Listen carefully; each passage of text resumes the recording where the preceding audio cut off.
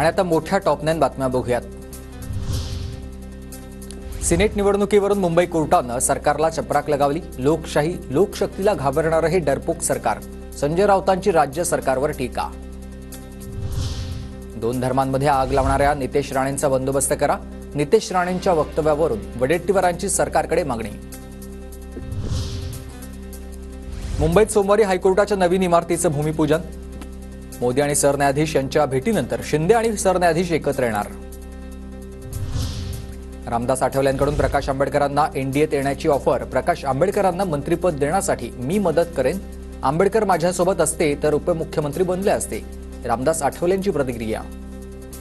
काय महाविकास आघाडीमध्ये काय जाणार नाहीये, त्यामुळे महायुतीमध्ये महाराष्ट्रामध्ये त्यांनी यावं। त्यांना सुद्धा जर सत्तेची संधी मिळेल, त्यांना माझं मंत्रिपद देऊ किंवा मी तर मंत्री आहेच आहे, त्यांना मंत्री करता येईल, त्यांच्यासाठी मी प्रयत्न करेन। पक्ष शिस्तीनं चालतो, पक्षविरोधी काम करणाऱ्यांना खपवून घेणार नाही, तसंच मोहोळमधील पक्षविरोधी कारवाई सुद्धा सहन केली जाणार नाही। सुनील तटकरे यांचा इशारा। शिस्तीत चालेल, पक्षातली बेशिस्ती खपवून घेतली जाणार नाही हा इशारा सुद्धा माझ्या कार्यक्रमाच्या निमित्तानं देतो। यशवंत मानेला लक्ष करत राष्ट्रवादी काँग्रेस पक्षाच्या विरोधामध्ये जो कोण भूमिका घेईल त्याला त्याची जागा पकडण्याचं काम पक्षाच्या ठिकाणी करेल।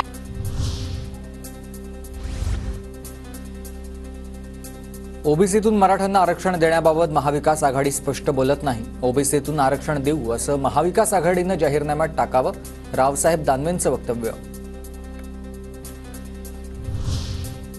मलिकांना गुन्ह्यातील कागदपत्र द्या, विशेष कोर्टाचे ईडीला आदेश।